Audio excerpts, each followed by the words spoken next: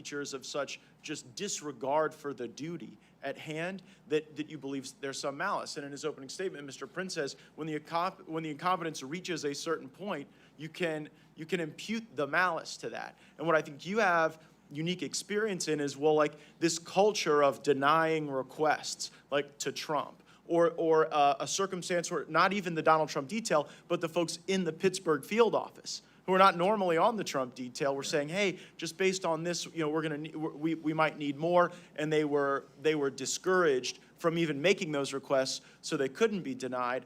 I think you can give us a lot of insight into the type of questions we need to be asking and of who to understand that culture, because like you think of the Secret Service, they're off with a number of of protectees, yes, right, of all kind of different profiles and different, I guess, you know, priority, for lack of a better term. And so, like, what should we think about imputing malice at a point in which Donald Trump, one of the most threatened people on the planet Earth, is having to endure these denials and this culture of limited protection while you're seeing other details, you know, beefed up substantially? I think, and I don't think I put this out yet, but I'll put it out there now. When I was there, it was definitely not a political enterprise. It just wasn't. I never once, working for President Clinton, Bush, and Obama, had anyone even remotely implicate a political motive for any decision whatsoever. However, from the commentary directed at some of the agents in charge of the Donald Trump detail, which I have heard about, clearly, it appears that for the first time in American history, we have a Secret Service that is making decisions that may not be all political, but may have a political tinge to them. So what you're saying, I would love to say, Congressman, that's the craziest thing I've ever heard. But I tell you with a pure heart, and I'm being absolutely candid, I have no skin in this game. I don't work there anymore. I am not their PR guy. I run my own business. I absolutely believe Donald Trump and an enhanced security posture he should have had would have made him look more presidential, would have facilitated the logistical operation of him traveling.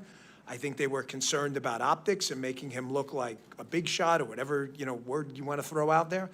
And they were making some of these decisions based purely on grade school level politics. I don't want to believe that, but I didn't want to believe it with the FBI either. I didn't want to believe it with the NIH either. I mean, a lot of these agencies that have been, I think, subject to political capture, we want to think of them as above that. And we all spend time around Secret Service. We're inspired by their patriotism and the willingness you have to literally take a bullet for someone if necessary. But just like in the military, just like at the FBI, I worry about the political capture happening at headquarters, and then that culture informing decisions in a way that's very damaging to the country. So what Mr. Bongino just said ought to be the most important work of the United States Congress, to figure out if these decisions were run-of-the-mill incompetence that you've got to deal with the better tech and the better processes and the better HR and getting rid of the DEI, but if it's something even darker and more devious than that, that must be rooted out, because what we've seen at these other agencies of government is it does not cure itself. It has to be excised, and that investigation is the most important work we can do. I thank you guys for leading this effort, and I yield back. Thank you, Mr. Gates. With that, I just want to go first to you, Mr. Prince. You said you roughly have about 3,500 at the peak of Blackwater, correct? That's right. Secret Service currently has approximately 7,000, approximately. What was your highest annual revenue, if you don't mind me asking, give or take, for that many operations? Ooh, for that, the protective mission was about 2,500 to 2,800, and that revenue would have been around $600 million.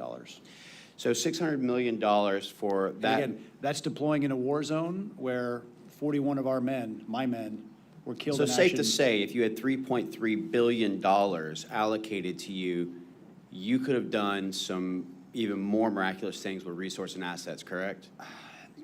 I'll give a simple comparison.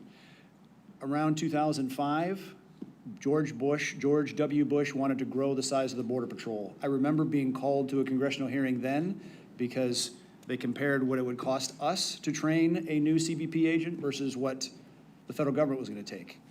And our figure came in at 1/3. And their figure was actually higher than sending someone to Harvard for 4 years and that's to train a guy for 4 months. That's it. And- So it's, the federal government blows money. Like Like I that's said in my exactly my testimony.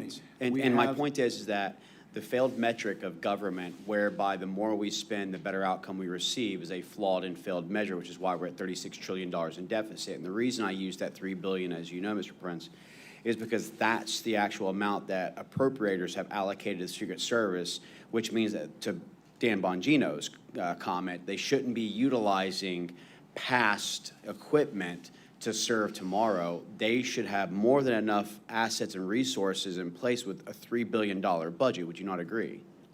Certainly. And I want to go to you, Mr. Bongino. I want to point out some things, because culture failure, as my colleague has pointed out and others, I want to mention a couple of things.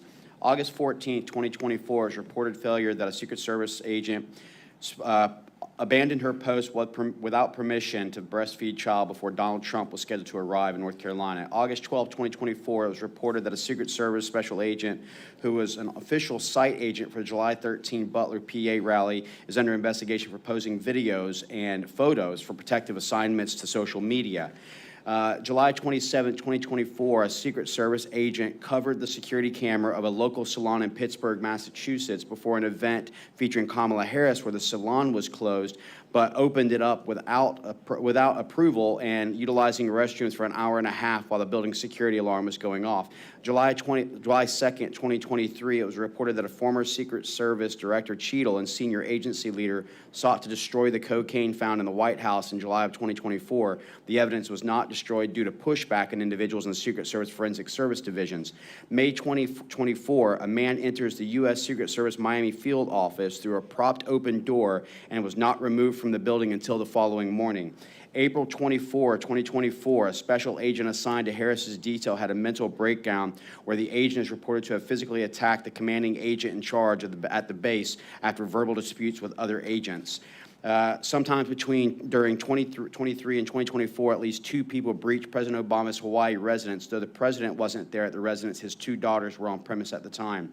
April 2023, a drunken intruder entered the home of National Security Advisor Jake Sullivan in the middle of the night. The man was able to gain access to Sullivan's home despite 24/7 Secret Service protective services in Sullivan due to the sensitive nature of his position. Now, I want to go back to a comment that you made, Mr. Bongino, where you said none of these problems are new. I think just the list of those that I've just mentioned shows that this is not a new problem, but has existed for quite a while. And with a $3 billion annual budget, I would think that we would start evaluating those mistakes to make those corrective actions. Would you agree with the things that I've listed, with the budget that is allocated, that there should be a much better provision of security for protectees than what you're seeing today? Oh, there's zero dispute about this. You know, Mr. Prince's company had accountability. People fire him and find a new company if he lost a protectee. You can't fire the Secret Service. 18 U.S.C. 3056, they're obligated to protect him. The Secret Service has a culture problem, Congressman. I was an instructor in our training academy in Beltsville, Maryland for 3 years. I ran operations over there, taught investigations over there, spent a little time in the control tactics unit. Was there for 3 years. Unfortunately, I can't count on one hand, I would need probably 2 and toes as well, to count how many agents who could not meet even basic protective functioning skills and criminal investigative skills, but who met other criteria completely irrelevant to job performance, who were pushed through and told with a wink and a nod, this woman or man needs to graduate. Well, why? They're clearly incompetent. Every instructor who's encountered this person has said this person's incompetent, to the point where in judgment drills, they're killing the protectee in the judgment drills. That's kind of not what we do. You're not supposed to shoot the protectee yourself in a simunition drill.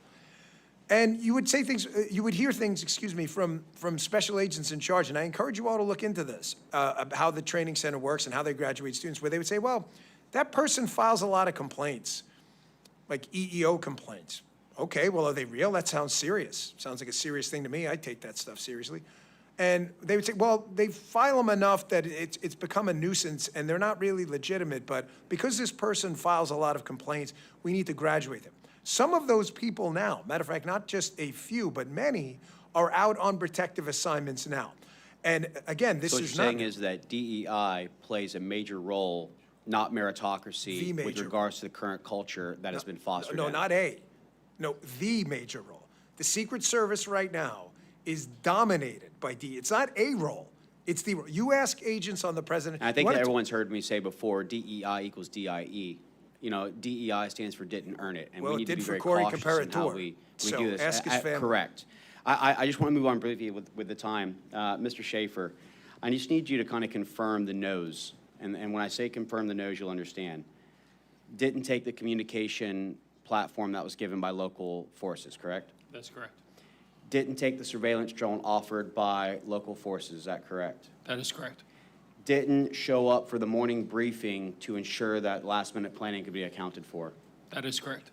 Didn't take any necessary measures to talk to the Kubota dealer, who was 400 yards away to the 12 o'clock direct line of sight to even see whether or not they could gain access to that rooftop or talk to the owner. That is correct. Did not access the water tower, which has the highest vantage point, and provide oversight that would have also looked at the AGR building. That is correct. You know, I'm looking at all this and I'm noting a lot of no's of things that didn't happen. And unfortunately, because we've allowed this to go on for weeks and weeks, we're now going to be faced with the fact that they're going to be memorializing all these documents to reflect July 9, July 10, July 11, dotting I's, crossing T's that wasn't actually going forward. Now, I want to ask you something, Mr. Prince, because you know this all too well about counterterrorism operations. We know for a fact that we have an open border with roughly 10 million people that's come across. We know that cartels are cheering on President Joe Biden as the employee of the month every single month when you think about 2018, where you had $500 million in revenue from cartel to now $13+ billion in revenue. If you knew a president was coming in that would put things like remain in Mexico back in place, secure our borders, and cut your revenue, you have the training, you have the assets, you have the revenue, would you deem that person as a threat and want to take that individual out? It's a very simple answer, because you can see what they did in the last Mexican election that just happened a few months ago. They killed 27 conservative candidates, assassinated while campaigning. And noting that you had the successful counterterrorism operation that eliminated the shadow master, Qasem Soleimani of Quds Force, as well as for Abu Mahdi al-Mohandes, who led the Iranian proxy militias of Iraq, would you deem that as them declaring a fatwa to increase your threat profile as an individual protectee? Certainly, the Iranians would see it as a risk worth taking. And you also note that a question that needs to be asked of the FBI is that on July 12th, a 46-year-old Pakistani male named Burjan was actually captured, who had also plotted assassination against President Donald J. Trump and 35 elected officials. The question is how did you think an individual who's on a terrorist watch list, landed in Houston, Texas, was questioned by the FBI, and I would love to hear his answers because they must have been spectacular, and then released, noting that this individual flew from Pakistan to Iran for 4 days prior to this?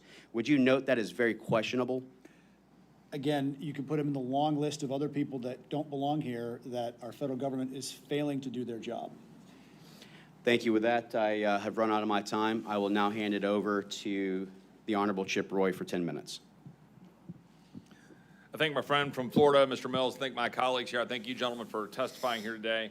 And I'd ask my staff they'd put the map up here on the board. And if you would please, the technology folks, would you please play the shooter on roof behind President Trump angle video?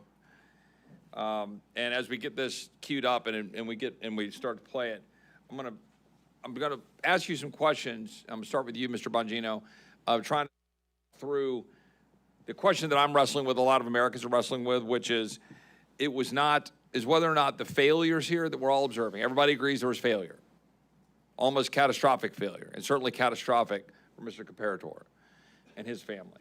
But was there more? Was there willful blindness here? So if you could cue up the video, that'd be great. They've got that queued up. If they don't, then I'm just going to go ahead and proceed. Great gentlemen. So we're going to bring him up for can we bring him up for a couple of minutes? You get ready, McCormick. You get ready. I'll get you up here. The world will see a vibrant Republican. See beyond the president, you can see the shooter moving across the roof. Now, I look at this as someone who is a prosecutor, had worked in the U.S. Attorney's Office, had worked in the Attorney General's office, not as someone who was a sniper like Mr. Mills or Mr. Crane, working in the Secret Service. But to be very clear, the perimeter, the building he shot from is outside of the perimeter. And the video we see, we can see him clearly just a mere 130 yards away. So here's the setup that I want to ask. I'm going to start with you, Mr. Bongino.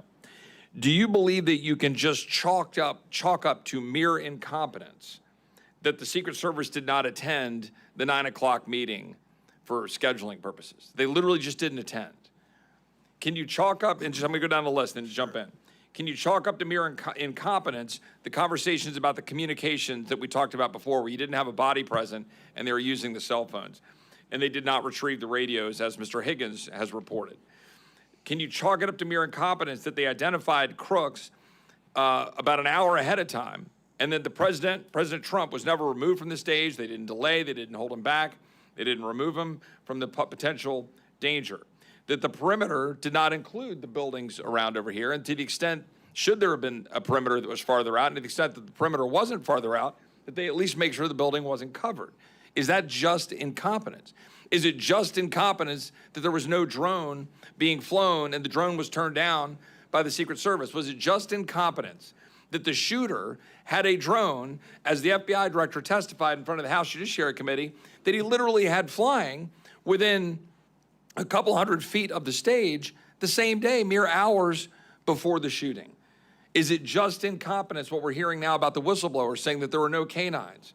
Was it just incompetence that there wasn't sufficient policing along the security border? Was it just incompetence that there was allegedly an abandoning of the post due to heat? That there was supposed to be someone on top of the roof and that they didn't get on the roof because it was too hot? Is it just incompetence that there was additional security requests turned down, according to the memos that we saw out of Senator Josh Hawley, and encouraging agents not to request to additional security requests? And was it just incompetence what we saw with respect to the police body footage, which I'll play here in just a second, if we could cue up the police body footage video, where you've got the local police talking about what they said to the Secret Service? If y'all could play that video real quick, and then I want you to respond. Well, body's that's a good word. I told them they need to post the guy over here. I told them that the Secret Service. I told them that Tuesday. I told them to post guys over here. I have no contact with the inside. What? I thought you guys were. No, we're inside. Alpha 1, Bravo 1. Thank you. Okay, that's good. Thank you all. Mr. Bongino, I told them to post can you guys over here. respond to that? I wasn't even to concerned my about it questions? because I thought that's how we kill the like, video how if you did can. lose the guy walking back? Can you respond to that? Sure. Can you respond to that question? Because that's what the American people want to know. You know, Congressman, if you had just ended with your first statement and said, well, we may have screwed up the perimeter, you could maybe attribute it to ignorance. Layered incompetence always means intent, correct? So I'll give you an example. You're in a mall parking lot, it's 97 degrees, and you leave a kid in there and you close the door. Did they intend to kill the kid? Probably not. But how stupid do you have to be to do that? So in Secret Service training, you're basically taught a ring-based system, but don't think of it as rings. Think of it as a three-dimensional ring, like a bubble with rings. So you got this circle, but it's three-dimensional above and below. In that outer ring, again, this is Secret Service 101, Charlie Brown encyclopedia stuff. This isn't like advanced level PDT, protective detail training. In that outer ring, you have police officers. That outer ring is out to about 1,000 yards, which is about what a really technically proficient sniper can hit. Why was the perimeter set? Again, absolute total incompetence. But then factor in the other things, and I just want to add a few more. How is it that a counter surveillance unit whose actual job is to to counter surveillance, that's what they do. They're the best at what they do. We asked the question during the conversation we had earlier. How is it that they missed this guy roaming around when the police officers, clearly using their good law enforcement instincts, said we've got a problem? The answer is because they weren't there. Is that incompetence, or is that shutting the door in 97 degrees with your kid there going, I just didn't know? How did you not have a roof line 130 yards away secured when you're taught day one in Secret Service training that the effective range of a really quality sniper is out to 1,000 yards? How did you not have a drone? Not only did you not have a drone, again, this is where we get to the shutting the door in 97 degrees and pretending you didn't know. It was offered. They offered you a drone. It's unforgivable. And just think of the rings quickly, and I'll wrap this up. So in the outer ring, you have police officers, you have counter surveillance, and you have a protective intelligence team. Protective intelligence team is trained to go and find threats. They miss them. There's no counter surveillance team. The cops catch it, but because the comms break down, they miss it. In that middle perimeter, you have what they call post standers. Post standers they're not DTD agents. They're field office agents. They're not Donald Trump detail agents. Those guys were not even Secret Service.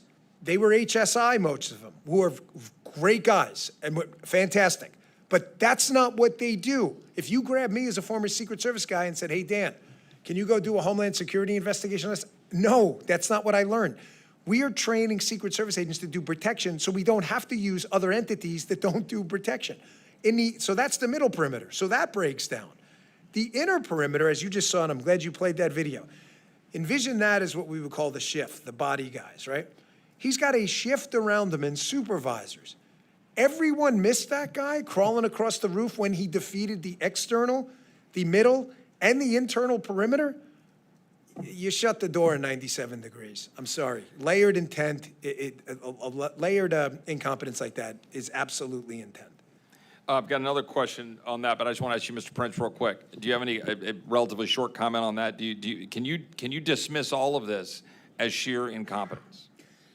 The question I want to have answered is if other counter sniper agents, officers, saw any person laying in a prone position with a rifle pointed at the President of the United States, do they have authorization to take a shot immediately, or do they have to get permission? Because if the Secret Service wasn't there and they were laying at a stakeout for a bank robbery, would they have to get permission if they saw means and intent to murder someone? I don't understand why any of the other officers didn't engage sooner. Mr. Schaefer, do you have any comment on that in terms of the engagement and the rules of engagement that were in place? Yeah, absolutely. I can clarify that a little bit. So as a law enforcement sniper, we have a lot of responsibilities and inherited flexibility. One of those flexible procedures or statuses that we incur is known as compromised authority. Compromised authority in the law enforcement sense basically lays out the requirements for a deadly force response. And in that point in time, based on all the prerequisites that were identified and all the checks in the boxes that were made, Mr. Crook sort of met that level or that threshold. I'll let some of the experts on that subject follow up on that. I think there's probably some more follow-up there. I just want to ask one last question in my last minute of time. Mr. Bongino, we talked about this before.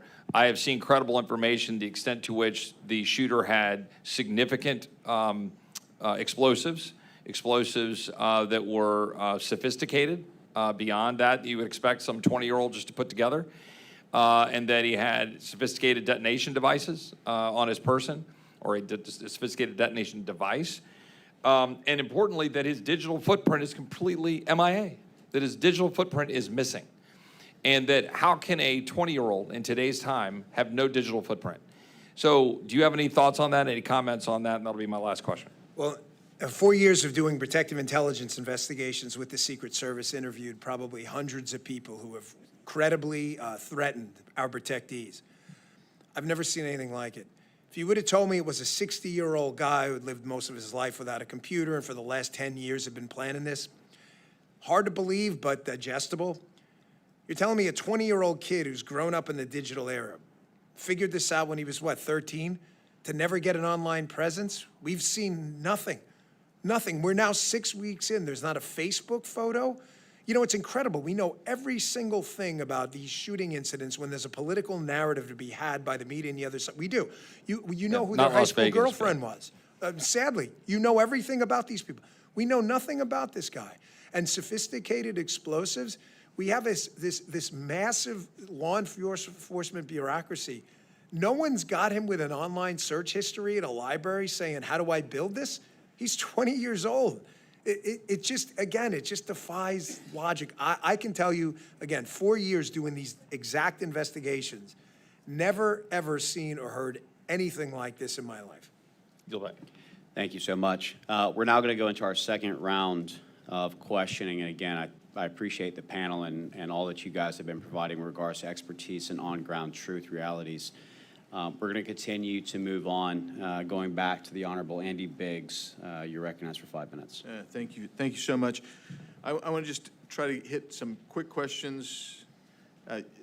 You know, when, Mr. Schaefer, you were talking to us earlier about moving to texting. The counter snipers were texting. What does that do with your ability to stay on glass?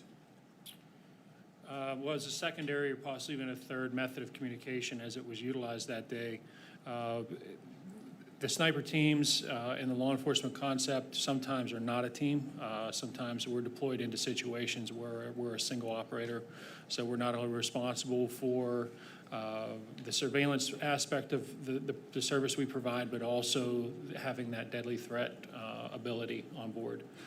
So that can be very distracting in that point in that day. That third level of communication would have pulled us away from our primary responsibilities to provide that deadly cover if needed. Thank you. And Mr. Prince, you mentioned security bubbles. And I want you to elaborate on that because we've talked a little bit about the perimeter. And the perimeter seems oddly narrow in this particular instance. Can you talk about security bubbles and the perimeters here?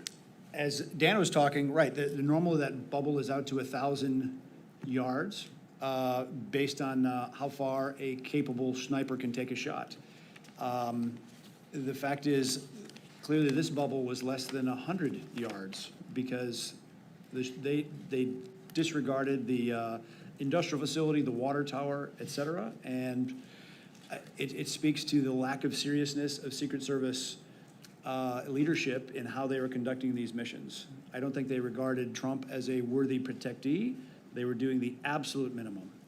And I'd say my greater concern is as you look at all the litany of failure is long and deep. And if it tips towards malice, that opens up an entirely different can of worms. Right. Because it's hard to be part of a republic with people that actually want to kill you. Right. Political disagreement, fine, settle at the ballot box. But if people don't want to settle it at the ballot box, then it gets solved by a cartridge box. And that's a very, very dangerous road to go down. Right. And, well, we could go on that. I know some of my other my colleagues might want to do that as well. But I want to get to one last point, and that before I run out of time, and that is another failure. I think everybody here is probably, everybody up on this group anyway, has been with a president or a protectee, and there's been some kind of security hold. I mean, we've just stopped, and you say you're going to hold. Why was there no security hold put on Trump at any time if you had some kind of individual? I mean, that Mr. Schaefer has described actually did arise to a threat level. Why was there no security hold put on President Trump? Why was he allowed to go on the stage? Why wasn't he taken down? Why didn't we see a pause? For me? Yeah, Dan. What makes your question even more impactful is every Secret Service site for a high threat level protectee has what they call a holding room, which you would guess is for holding the protectee. I see Congressman Gacy because it's actually called the holding room. The holding room is for things just like this. The holding room is let's say a congressman shows up and is a little late. There's an accident. They'll hold him in the holding room so they can join. You all have been in it. None of this is new. You've been in the holding room. There's a Secret Service agent at the door. You guys have congressional hardpins. A staffer escorts you in. Every one of you has seen this or will in the Trump administration. This is not a mystery to anyone. Why was he put on what Eric had called accurately so the X? We use the exact same terminology as the military. The X is where that protectee or that limo with the protectee in it is. Why was he put on the X? You have an open threat. Ben has described and your timeline lays out was there for an hour. I'm not going to play any word games. Were they a threat or suspicious? Well, if you're a threat, it's because you're doing something suspicious. And if you're suspicious, it's because you could be a threat. These are silly, stupid word games. You know when it's not a threat? When your CSU or PI team goes and grabs the guy and determines he's not a threat. Until then, your question's accurate. You put him in the holding room, which is the point of the holding room. Can I ask one more question? So I just want to follow that up. And you made the point earlier about counter surveillance. There were no counter surveillance teams there. But there's a public domain videos of him, Mr. Crooks, wandering around. was there anything in his behavior wandering around that if you would have had a counter surveillance team there, it would have triggered an interaction with this guy earlier? I'm going to answer yes, but respectfully, and I know you understand, the CSU and PI teams are trained in very specific behavioral indicators that would give off, and speaking about them openly would probably give operational knowledge to bad guys. I know you understand that, but the short answer is not only one, but many behavioral indicators he was giving off that if we could talk in a secure setting, you'd be like, how did they miss this? The CSU team would not have missed it if they were there, which they weren't. Thank you so much, Mr. Biggs. We will now go to the Honorable Eli Crane for 5 minutes. Thank you. Mr. Bongino, do you have any confidence that Secret Service has learned their lesson? No, because I've been involved in a number of, we have 10 years in the Secret Service. I was in the training center when the Georgia grenade nearly exploded. And, you know, the only reason it didn't kill President Bush is because the guy wrapped it in a towel. That's it. It's the only reason he survived, because we got lucky. And the changes made from that lasted about a month. They added more magnetometers. And then basically the same problems resurfaced again, so no. I want to read a text to you and see what your thoughts are on this. Do you know who Joe Kent is? Mr. Bongino? Joe Kent, he's running for Congress right now, Special Forces guy. Oh, yes. Up in Washington. Yeah. This is a text he sent me on, I believe, Monday, August 19th. He said, "Hey, brother, I know you are doing an independent J13 investigation. I want to share this anecdote with you from my experience with Speaker Mike Johnson's U.S. Secret Service detail this weekend. Bottom line up front, Speaker's detail was incredibly lax, failed to seal off all entrances to a very small venue. Johnson wasn't secured and very easy to access. Long version. We had a local steakhouse host my fundraiser with the Speaker. Location was only available after people RSVP'd. But the entrances to the steakhouse had Kent for Congress signs on the two entrances. One entrance was inside the hotel, one out on the street in a busy pedestrian area. I arrived about 45 minutes early to check out the venue and to make sure my team had stuff ready. I also wanted to see if the U.S. Secret Service had a checkpoint set up. I carry everywhere. I planned on leaving my pistol in a hotel room my team had there. I entered the hotel, followed the Kent signs into the steakhouse, and immediately walked up to the unsecured holding room the Speaker was in. He was on a call, so he did not notice me. Neither did any of his detail. His detail was inside the restaurant just BSing. No control over the two entrances at all. Once the event started, they put on a good show and looked the part. I can't interpret their intent, but they failed a basic, simple task. Secure the two entry points, a shocking level of incompetence. The event was in Vancouver in the shadow of Portland, Oregon. Mr. Bongino, is Speaker Johnson, what's his job? Well, that would be Capitol Hill Police, but it speaks to a larger issue with these security failures. What was mentioned about 3/4 of the way through that text, where everything becomes about optics. I'll give you just a quick example. You know, think about this. Why are Secret Service agents out there wearing suits? You don't see that with a lot of Israeli Shin Bet and others, because the threat over there is existential every day. I mean, these are little things. You're worried about optics and what people look like, you know, red ties on agents and guys who've got their shoes shined, when you're not worried about door kickers who are going to keep you alive. The good show part is a problem, and it's ubiquitous, whether it's DSS, whether it's Capitol, whether it's Secret Service.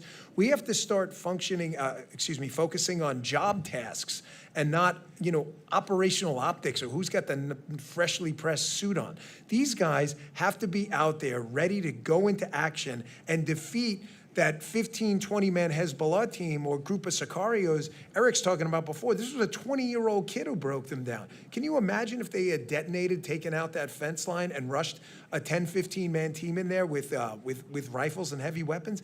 You know, there would have been a mass murder scene. That motorcade would have never gotten out of there. Yeah. Thank you. You were talking about slings earlier and how long it took the Secret Service to adopt slings on their primary weapon system. Why is it important to have a sling on primary weapon system. And what is this, why did it take so long for the Secret Service to get on board with having their agents carry slings? You know, I candidly wish I was joking with you guys, but I'm not. The Secret Service's operating kind of de facto motto when I was there about technology, we're laughingly calling a sling technology. I mean, it's like technology like the wheels technology, right?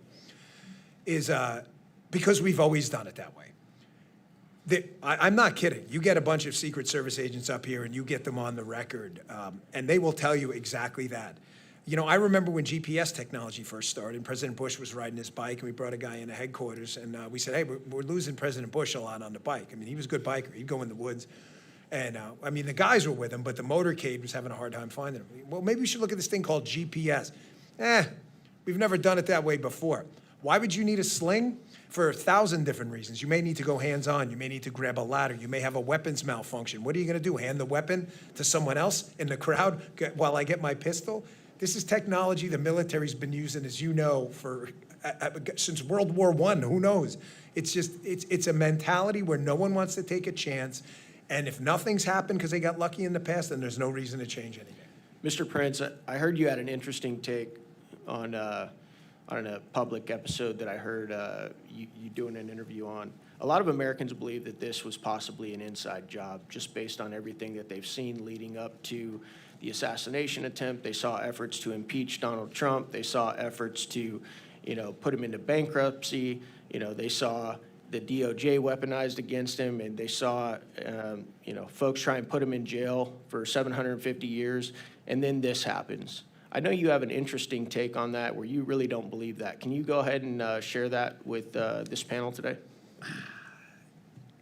You're right. There is a long list of ways that the one political party has weaponized all aspects of government in our society against their political opponent. And that is exceedingly dangerous for the survival of the republic, because that can go both ways. I don't think this was a grand conspiracy, another shooter, et cetera. Because if there was a second shooter, when the 20-year-old was shot and the Secret Service detail did an awful job of getting Trump off the X and let him stand up again, great instincts of the president to come back defiant, having just been shot in the head, to come back and say, fight, fight, fight. Great instincts on him. He never should have had the opportunity to do that, because his detail should have put him horizontal and moved him off there immediately. If there was a second shooter, it was a prime time for them to be shooting. So I don't believe there is a second shooter. I think this is a litany of incompetence. And it speaks to, as we also remember the anniversary of the debacle of Afghanistan, our problem is we have a federal government that doesn't have any accountability in any way, shape, or form. And I push back on you in Congress to affect the bureaucracy the one way that they care: cut their damn budget. Starve them out. Nothing else will get their attention other than their starvation. Well, I can definitely agree with that. I think all of us on here have been willing to shut the government if we're not willing to shut the border, and we've made that clear at times. With that, I'll hand it over for the Honorable Matt Gaetz for 5 minutes.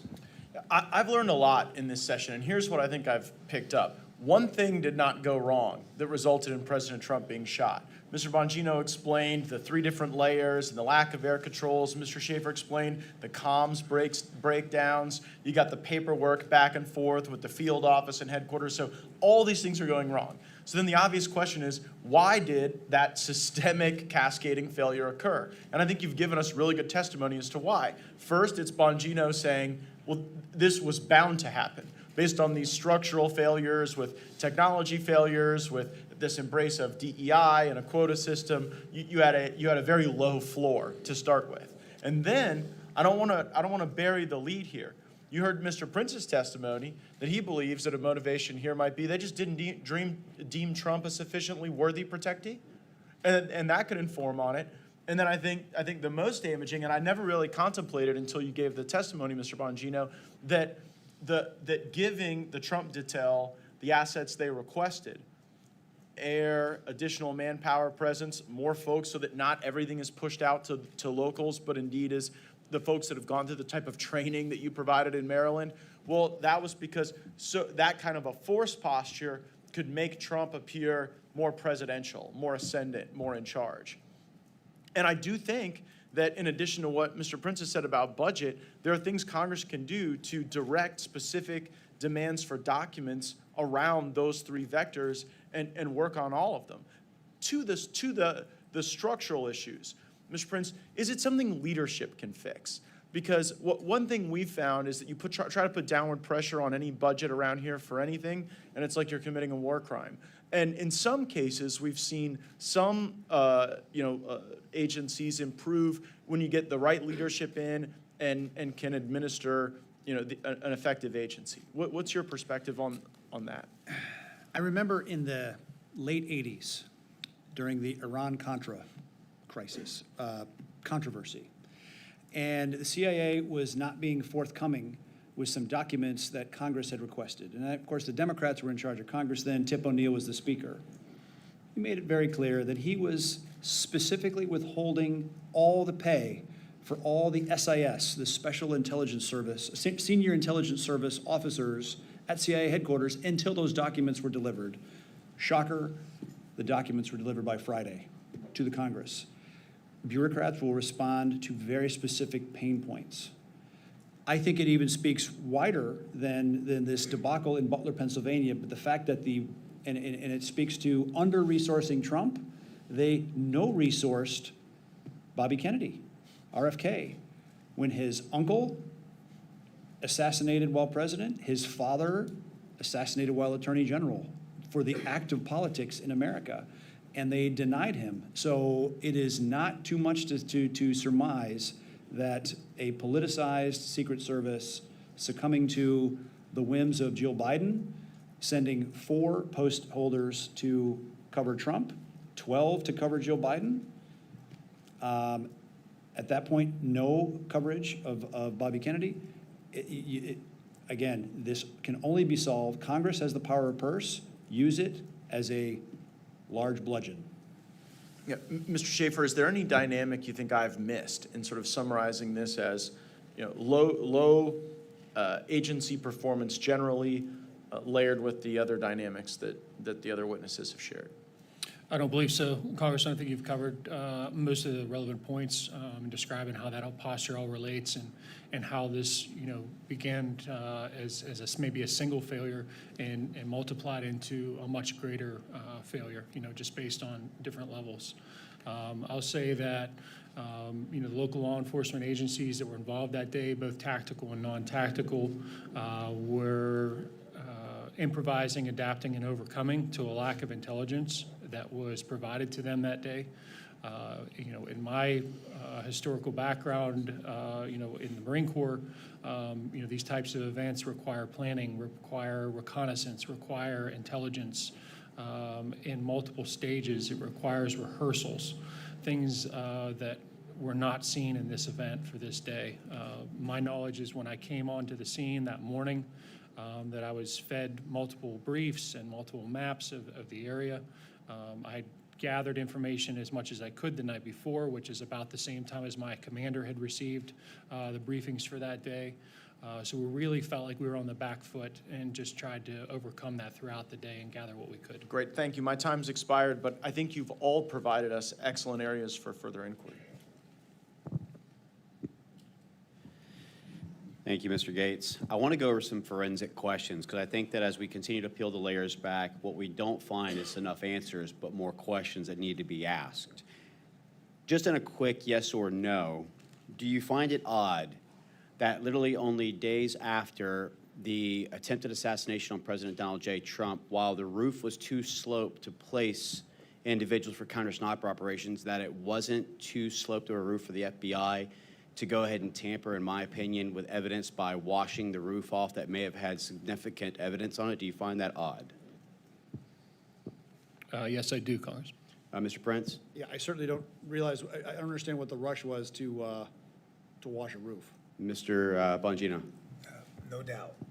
Do we also find it odd that, as of recent, one of our colleagues, Representative Higgins, had uncovered the fact that the body of Matthew Crooks had not only been released and cremated, but that the coroner who's responsible for releasing the body had no knowledge of it. Mr. Schaefer.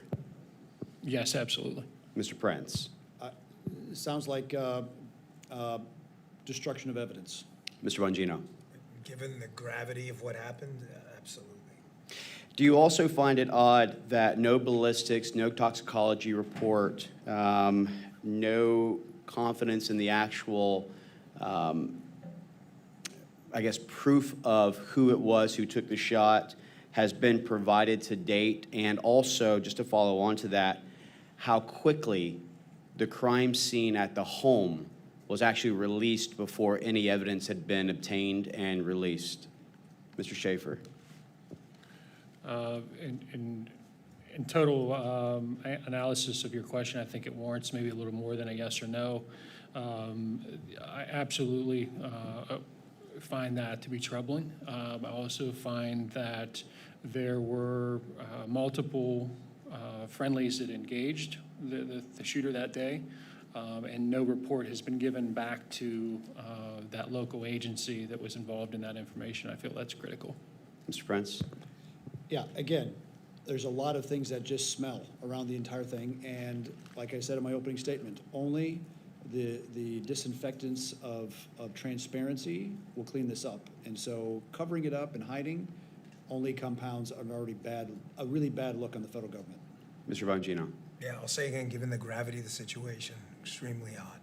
Do we find it odd that in addition to a 20-year-old not having a social media presence and being scrubbed, that in addition to having the knowledge on how to create sophisticated explosive devices with a multi-channel transmitter, that there was also leaked evidence or leaked information on regards to 3 encrypted accounts? Do you find it odd that these encrypted accounts, which are overseas, has not been discussed and or talked about at any point? Mr. Schaefer. Absolutely, Congressman. Mr. Prince. In the same way that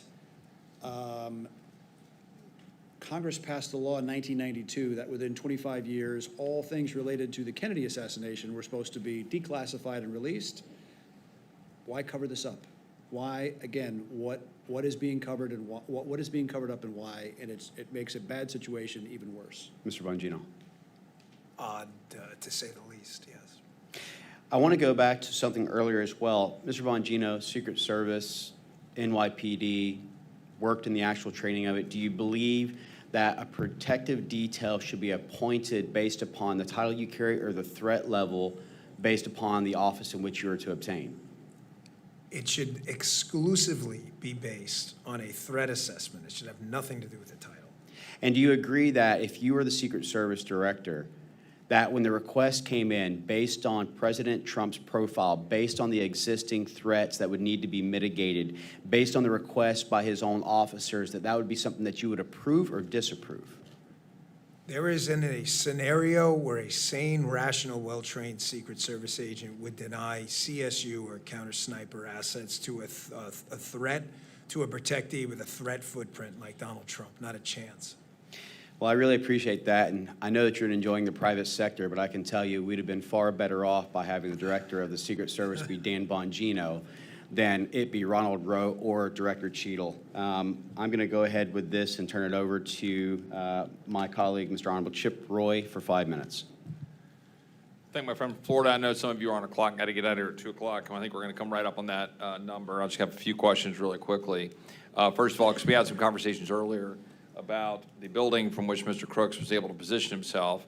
One of the things that's been talked about is the slope of the roof and all this nonsense. People, we've seen members, Clay Higgins, some of these guys been able to walk on that roof. But one of the things that I was questioning about, nothing was deployed, given the extent that it was allowed to have the perimeter inside of that, and then allowed that guy to be able to get access to it, and all the stuff you're talking about with the rings, and they didn't even deploy anything like putting barbed wire up or anti-climb spikes or anything else, right? There was literally nothing put up to deter someone from being able to get access to those buildings. Is that correct, Mr. Schaefer? You were on site? Yes, Congressman, that is correct.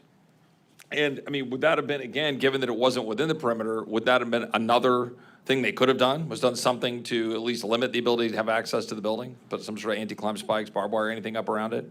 Yes, there were multiple possibilities on how to defeat that or possibly take that out of play as a threat area. A question I'd ask Mr. Prince, you raised the defunding question. I don't think anybody questions where I personally come from on desire to defund a large chunk of government to the extent that I possibly can. But that being said, I think it was Mr. Gates who laid out the extent to which you're viewed as basically a war criminal if you dare, raise those issues. But the real issue is, right, it's always the threat of shutdown, right? It's like, oh, things will shut down. And so this is my actual specific question. The psychology is always reversed. It says if you take the money away from the Secret Service in this case, or let's say we're talking about Border Patrol, dealing with the border. We had Mark Morgan here earlier. Anything we do to say, hold on, no, we're not going to give you this funding unless we get X. And then the other side says, well, you're taking away the funding from the thing you say you want. And i.e., we want a competent Secret Service. What is your response to that as someone who has been an effective and efficient manager of a large-scale organization dealing with security, to push back on that argument, which I think is a flawed argument? I have my own views on it, but I want to hear your thoughts. What made America great, what made our society effective in the first place was competition, was innovation and efficiency from the private sector. Government did not make America great. And so that is a fundamental difference in paradigm that needs to be settled at the ballot box. And even Republicans have to return to being they have to return to be the party of fiscal sanity, because even Republicans have been runaway spenders, prolific, and it's like going downhill on one ski instead of on two skis. We've been going downhill. Mr. Schaefer, and this is a question that I don't know exactly what you're going to say to it, but as someone who's on the ground and familiar with it, was there anything, we have that video, which I'm not going to pull up for sake of time, where you've got the sniper sitting up on the roof behind the president, right, and seemed to be looking across the direction where Mr. Crooks was located. Was there at any point any rules of engagement or any orders coming down from on high that prohibited those individuals from reacting, to the best of your knowledge? Because I'm trying to figure out what was in their line of sight, and again, that's speculative from my standpoint because I'm not there. Sure. So I can speak on both locations. So the north team, we'll call them, in the northern side of the buildings there, had a few obstructions visually to be able to engage them, to engage the shooter at that point in time. The southern team had a much better vantage point, and that speaks directly just to the location and proximity to where the shooter was located. However, going back to our earlier discussion about compromised authority, and Mr. Bongino can add to this as well, in that capacity, we don't need authorization. We don't need any other things other than the prerequisites for a threat to meet a deadly force response. I appreciate that. Mr. Bongino, I'll let you comment on that, and I'll ask you one more question in closing, because I know you need to go. We had some reporting from Ms. Crabtree, who was here with the panel earlier and is here with us now, earlier about the potential engagement or interference, I should say, by Iranian authorities in terms of our ability to protect our president, Secret Service, and so forth. Do you have any perspectives on that and why that's particularly problematic, or anything to add about that, and how our foreign adversaries are viewing what we're seeing unfold in front of us? Well, I want you to keep in mind that we've known about the Iranian threat after the death of Soleimani to John Bolton, Donald Trump, former President Trump, and others for well over 3 years now. So there's no, keep in mind, this is a regime that has a history of documented terror attacks who sloganeers death to America. So they're not actually, their motives are, you don't have to investigate their motives, they tell you. They've known about it. If they have, and Susan's an excellent reporter, if you're not following her, you're making a big mistake on this. I have no reason to not believe her reporting or its accuracy. She's been that good. 3 sources, if I remember correctly. If these 3 sources are accurate, that we have been compromised and security allocation decisions are being made by people under the influence of the Iranian terror regime, then it's going to be a whole different panel if we do this again. By the way, I have to run. I'm sorry. I got to excuse myself. I'm sorry. I don't mean to be rude. Thank you. Thank you, gentlemen. I'm done. I yield back. Well, I want to thank our panelists, but we're going to do a quick close, myself and Congressman Crane. But before I close, I just have one more question for you, Mr. Schaefer, which is, can you tell me exactly how many rounds and how many shots were fired? Yes, so the total round count that was released after the investigations were done were 10 rounds, 8 by the shooter himself, the threat, and 2 friendly rounds after that. The 2 rounds both making impact, or can you confirm on this? That has not been made possible, or we have not had the opportunity to confirm that based on the withheld information of the autopsy report. And given your involvement in this, what also have you heard on the explosives and the sophistication of the devices? So the explosive devices that were used, the primary charge was a homemade variant known as ammonium nitrate and fuel oil, or AMFO, supposedly manufactured possibly in the residence of the home. Obviously, for those that don't know, in the construction of these types of materials, there's a process. There are things that need to be procured, and most likely those things would have been located through online means, which again leads to more questions, in this matter. And then the programming of those devices were done with a remote detonating device that was specifically designed for that purpose, most commonly used in the commercial fireworks market. So needless to say that these types of devices being bought would have brought someone up on an FBI watch list potentially, very much so like the Pakistani individual who was arrested on July 12th who had traveled to Iran prior to coming into Houston would have been on that FBI watch list. I want to just thank everyone who's here today. I want to thank everyone who is watching and participating in this. Needless to say, this is the beginning of more of these forums. This is not going to be the only one. We need to get further transparency and accountability for the American people. What we know is that not only was it a catastrophic failure, but all of our subject matter experts and our on-ground has confirmed the suspicions that we all know to be true, which is how much of this is criminal gross negligence, how much of this was potentially compromised and purposeful intent, and how much more information is the FBI, the Department of Justice, the Secret Service, and Congress going to be willing to obtain in an effort to try and go ahead and provide this to you, we the people. I think that it's key that we not hide behind the lowest levels of classifications behind closed doors in any of our committees, understanding that Congress and our salaries are paid for by the American taxpayers, our House is paid for by the American taxpayers, and therefore the information too should be available to the American taxpayers. I think that we look at what was the coordination efforts between ESU, HSI, and Secret Service. I think we get to the bottom of who refused, not when, not what, but who refused the surveillance drone, who refused to utilize the communications that were provided, who refused to provide the site security plan that would have shown all the available buildings. Was each individual building numbered, and was those indicated during the time of the actual security planning? Where is Thomas Crooks as far as the toxicology and all the other reports? Where was the white van, and what is the follow-up? Why was the FBI so early to release? And even Attorney General Pam Bondi, the former Florida Attorney General, said she had never seen in her time as the Attorney General a crime scene released at such a rapid pace. What was the coroner's understanding of when the body was released, why and how? Why is it that they did not show up to the morning briefing? Why was a Kubota dealership only 400 yards away not being looked at? Where are the encrypted accounts, and why are we not getting further information? Again, I think that we're understanding that we've investigated the culture of the Secret Service and what needs to change, and why DEI is not healthy for our military, for our security services, or otherwise. But I think that we need to further investigate the questions of why did this take place, how did this take place, and what do we do to prevent it in the future and moving forward? I thank everybody, and I'll turn it over for the final and closing remarks by my colleague, Congressman Eli Crane. Thank you guys for coming. Thank you to the witnesses for coming today. I want to especially thank Ben Schaefer for coming out today. Anytime you're in law enforcement and you take the risk to come and testify before Congress like this, it takes a lot of courage. So Ben, thank you.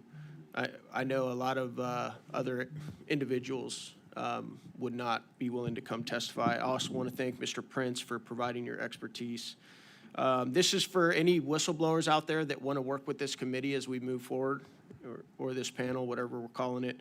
The email is now live if you want to reach out. It's j13tipline@mail.house.gov. That is j13tipline@mail.house.gov. Obviously, a big part of this panel and, you know, how much success we have or don't have is going to, you know, rely on whether or not we have people who are willing to whistleblow and come talk to us.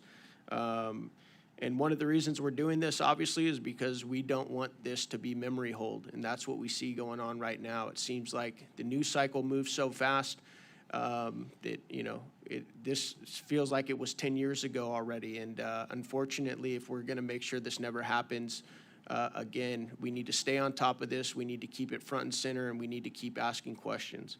And so that's why we're doing this. We'll continue to do it, but you know, because we don't have subpoena authority and power here, we're going to need to rely on whistleblowers. So if you guys want to come talk to us, we'd love to talk to you. That's the place you can do it. Thank you guys so much for coming. We really appreciate it. Mr. Chairman, I just want to close with one last thing, which is just, we talk about this, we talk about the president. We've certainly, go ahead and put him up there. We just want to make sure we honor and respect the passing of Mr. Comparator. And we're going to keep seeking the truth, but someone died that day, and that's why this matters. It goes beyond just the assault on the president, but a man lost his life. Yield back. Well done. And with that, we'll go ahead and once again thank everybody for what you've done. Thank you, Mr. Prince. Thank you, Mr. Schaefer, Mr. Bongino, who've done an amazing job, and to all my colleagues who are willing to come forward and not be silenced. That's why this website's so important. We look forward to holding a follow-up forum with new information, as well as if we have other witnesses who are willing to come from earlier that's going to come before our forum, so we will be doing this again. And again, let's do this to honor Corey Comparator, who has fallen. Let us not forget the significance of August 26, 2021, and our fallen 13, and let's continue to seek and find out the truth. Thank you so much for your time.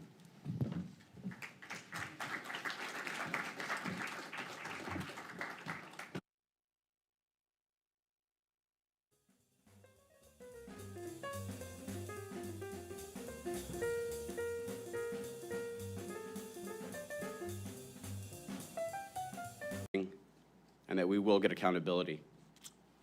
I want to thank our members that are here as well. And I want to just end with this. While this is the first hearing of its kind to come together, it won't be the last. And that this is a message to all of Congress, that if we are not selecting people based on meritocracy, that independent investigations such as this will continue to move forward, that there are members and conservatives who will not be silenced, and that we will continue to strive for accountability in government, as well as for transparency for America. And so with that, I'll turn it over to my good friend and co-chair, the Honorable Eli Crane. Thank you. Thank you guys for coming here today. Can you guys hear me in the back? Awesome. All right, I want to also acknowledge and thank my friend and colleague Bob Good for showing up today. It's been nearly a month and a half has passed since Matthew Crooks allegedly scaled a roof in plain sight with an AR-style rifle only 140 yards from where President Trump was standing. He was then able to fire off multiple rounds, tragically killing Corey Comparator while hitting President Trump within an inch of his life. That's a month and a half with frustratingly few answers and even less accountability for those who had a duty to protect President Trump. Many of the excuses that we've heard from those in leadership sound like hollow and pathetic attempts to gaslight the American people. This is also why Rep. Biggs and I have recently introduced legislation that would require the surrender of all Secret Service records related to the events of that day to be released. As a former Navy SEAL sniper, it's evident to me that many basic security measures were completely dropped, making President Trump extremely vulnerable. There's simply no excuse. I want to say thank you to my colleagues and our subject matter experts for joining us today for this forum examining the attempted assassination of President Donald J. Trump. It's clear that there was a complete breakdown of the security forces on the ground in Butler on July 13th. Today, we'll be examining how this breakdown in basic yet vital security measures nearly resulted in the assassination of former president and current nominee for the highest office in the land. After the last hearing with former Secret Service Director Cheadle, during which the House Oversight Committee received no substantive efforts, it's imperative that we continue to conduct oversight regarding the actions and failures that occurred on and surrounding July 13th. Accountability must be inescapable for those